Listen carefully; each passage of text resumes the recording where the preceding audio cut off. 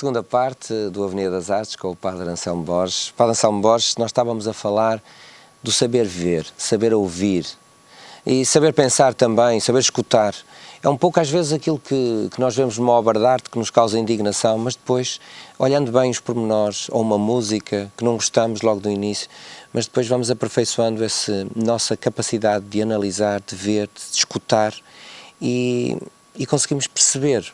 E é isso que há momentos estávamos a falar deste saber ver, deste saber olhar, deste saber sentir, não é? Que é fundamental no humano. Que às vezes nos esquecemos nessa dispersão desta mundaneidade quase louca, não é? Que não fazemos silêncio, não é, Padre? Falta-nos fazer silêncio. Nem mais, nem mais. Sabe, eu se mandasse, decretava um dia de silêncio nacional. Toda a gente calada.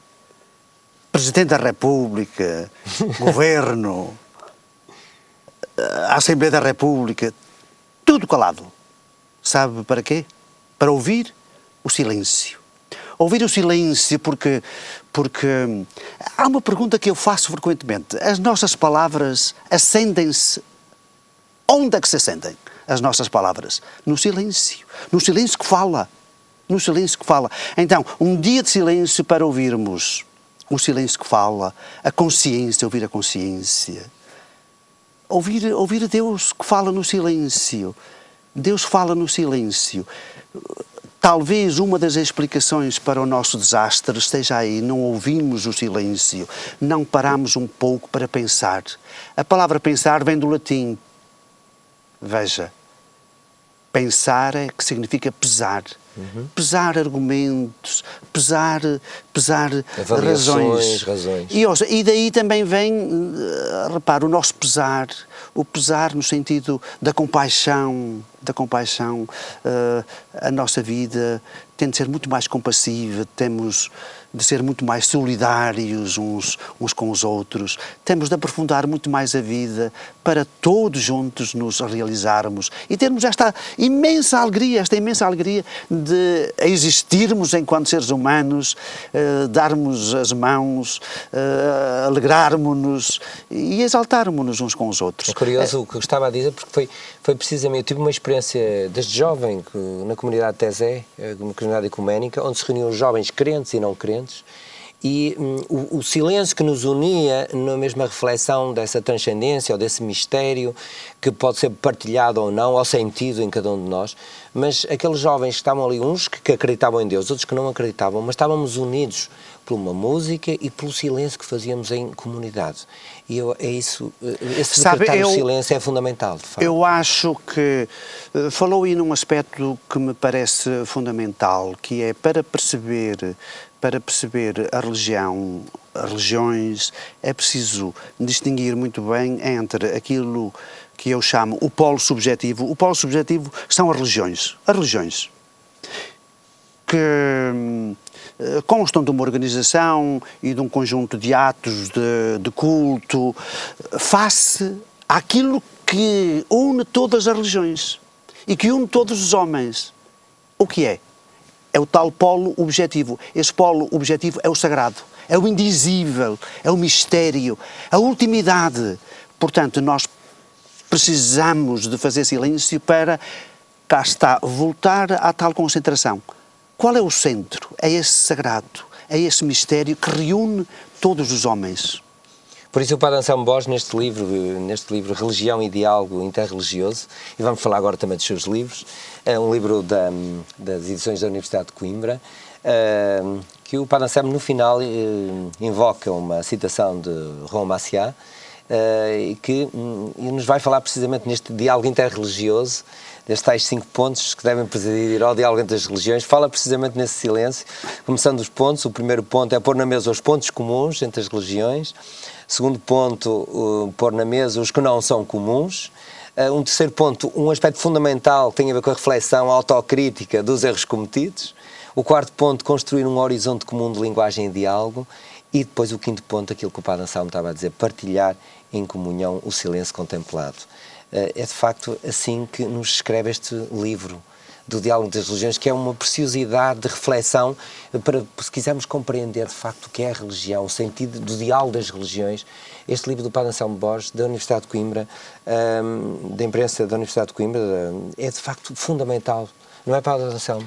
É a minha opinião, não é? Há aí um aspecto que eu gostava ainda de sublinhar, que é a dimensão ética, o combate em comum pela justiça. Uma religião afirma-se como verdadeira se estiver na disposição de, com todos os outros, lutar pela justiça e pela fraternidade entre todos os homens. Justiça que exige silêncio, porque é precisamente a discrepância de falta de sentido, muitas vezes de Estado, de sentido de ser homem, de ser mulher, precisamente no sentido da justiça. Olha, já que está... A desumanidade sentida por todos nós. Olha, já que está a chamar a atenção para isso, para o silêncio, repare, para mim, a crise contemporânea, a nossa crise... É o ruído que vivemos, não é? É o ruído. Mas repare, mas baseada num outro silêncio. Sabe qual é o grande silêncio? Sim, hoje é o silêncio face à morte. Não falamos da morte. E por isso, matamos. Repare, esta sociedade, para viver na banalidade em que vive, neste saltitar da agitação e do consumismo, da sofreguidão de consumir, produzir e consumir apenas, para viver nesta banalidade e neste consumismo, teve de fazer o quê? Esquecer a morte. Esta nossa sociedade ocidental, nomeadamente europeia e norte-americana, é a primeira sociedade na história da humanidade, com 2 milhões de anos, enfim, ou se falarmos agora no Sapiens Sapiens, uma coisa mais recente, mas de qualquer forma, na história da humanidade, a primeira sociedade que fez da morte tabu é a nossa. Para viver como vive... Nós escondemos a morte nos hospitais, já não morremos em casa. Exato. Escondemos a morte. Procuramos, escondemos, não é? Repare, disso pura e simplesmente não se fala. Ora, eu não sou favorável de maneira nenhuma, é um pensamento mórbido da morte. Não. E o desrespeito também pelas pessoas já de uma certa idade é precisamente a proximidade da morte. Repare, a sociedade ocidental nós só queremos a juventude, a eficácia, a produção, e esquecemos que os idosos também são pessoas. E esquecemos os moribundos. Repare, mas fizemos da morte tabu. Disso pura e simplesmente não se fala. Então, eu não sou de modo nenhum favorável a um pensamento mórbido da morte. Não, mas de um pensamento sadio sobre a morte. Porquê? Porque a morte dá-me a sabedoria. Se eu sei que tenho um limite na minha vida, repare, isso não envenena a vida, pelo contrário, diz-me que eu tenho de fazer a tempo e horas aquilo que tenho de fazer. E depois, o pensamento da morte também me leva a ver aquilo que verdadeiramente vale. O que vale? O que é que vale verdadeiramente? O pensamento da morte, quando é sadio, leva-me a distinguir muito bem entre o justo e o injusto, entre o bem e o mal, entre o digno e o indigno. Portanto, esta nossa sociedade, para mim, tem como a explicação fundamental para a sua banalidade, para o seu consumismo e para todo este ruído, tem como fundamento, como explicação, esta nossa sociedade, o tabu da morte. Para ser o que é, teve de fazer da morte tabu. Disso pura e simplesmente não se fala. Porque foi uma das coisas que me marcou também no meu curso de filosofia, foi a morte e a reflexão sobre a morte. E ver o sentido, se nós somos um ser para a morte, porque a morte faz parte da vida, é o terminar da vivência das próprias células, se nós somos um ser para a morte, temos que viver a morte com uma ética. Exato. Tem a dimensão Repare, ética. Se não houvesse limite para a nossa vida, exato, não havia ética. Porquê? Porque tudo era permitido. Tudo era permitido, quer dizer, porque nada era definitivo, está a ver? Uhum. É muito importante. Aliás, o grande filósofo do século XX, Martin Heidegger, dizia que o pensamento da morte é que nos leva a distinguir entre a vida autêntica e a vida inautêntica. Eu também sou um todo ser para a morte, não é? Para Anselmo Borges, também este livro, Quem é Jesus Cristo? Um livro que reflete sobre... E há uma série que tem a ver com um colóquio também, não é? É que Sim, foi um houve colóquio realizado no Seminário de Boa Nova. Quem foi é Jesus, não é? Em 2011, é isso? Exatamente, quem foi, quem é Jesus Cristo. E para este colóquio eu convidei os maiores especialistas para refletirem sobre o que é que nós podemos saber de histórico sobre Jesus. Portanto, e o que é que ele fez? Quem foi Jesus Cristo? Quem é Jesus Cristo?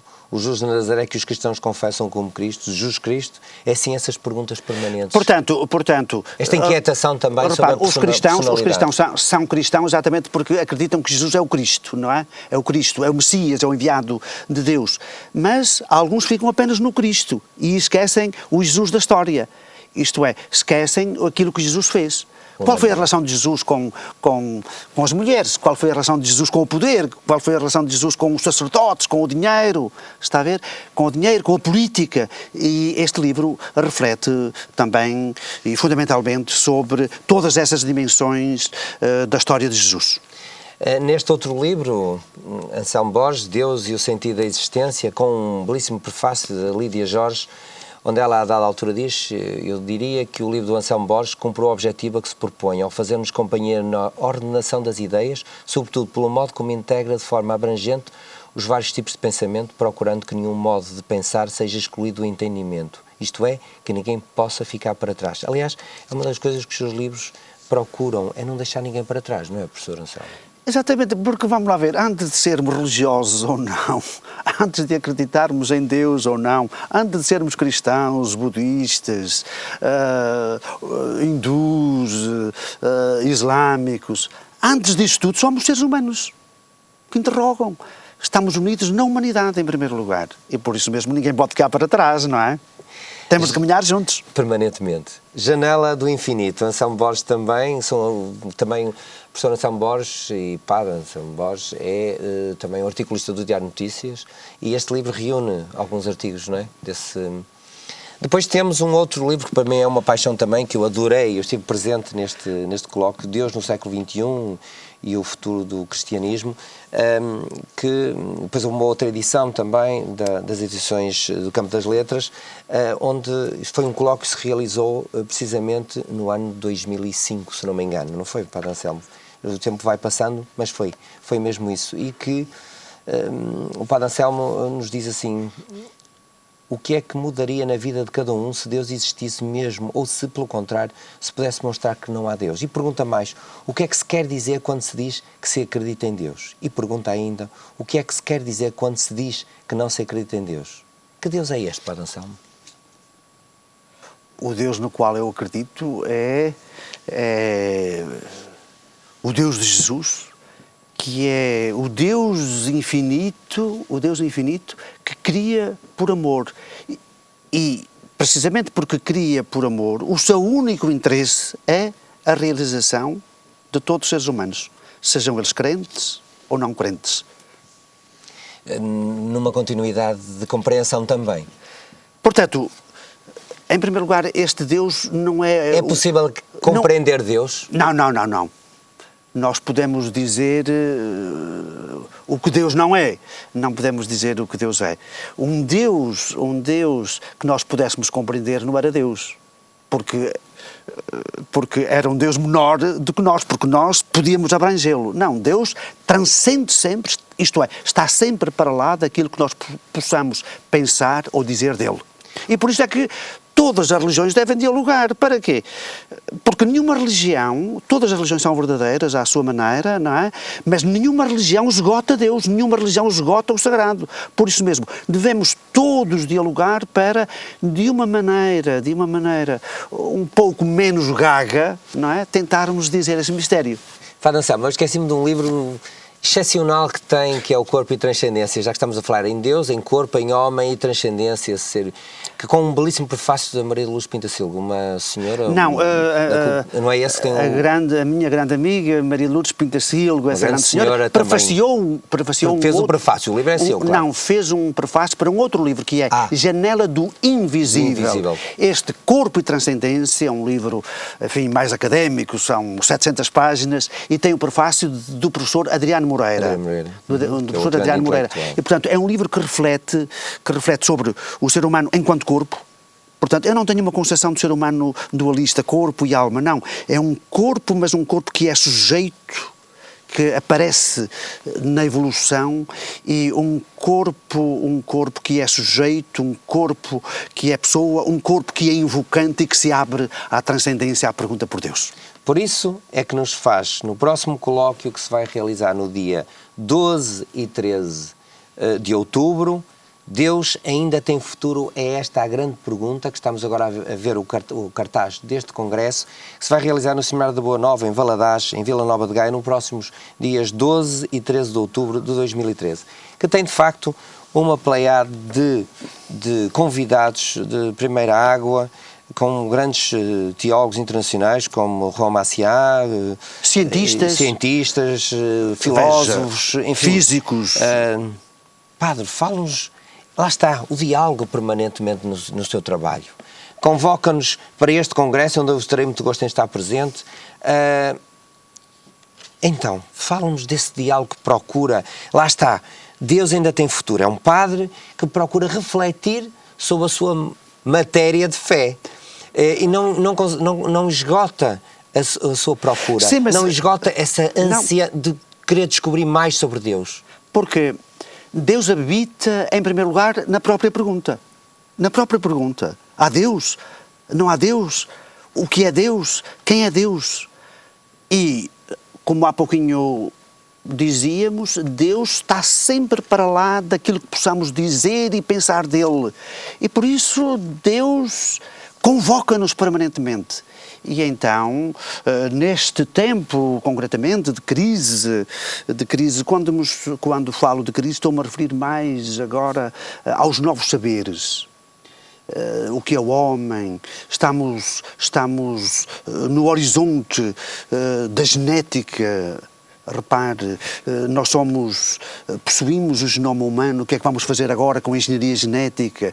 Temos aí agora uma enorme pergunta, o homem, em comparação com os outros animais, temos aí o chamado animalismo, o ser humano afinal distingue-se qualitativamente dos outros animais, ou é apenas um animal como os outros com um pouquinho mais de qualidades? Está a ver? Depois temos agora as neurociências, e por isso mesmo eu trago neurocientistas, trago físicos, trago filósofos, trago teólogos de vários horizontes para todos juntos debatermos. E faço isso porquê? Porque estou convencido que realmente o ser humano, sem o horizonte de Deus, anda perdido. Não tem sentido.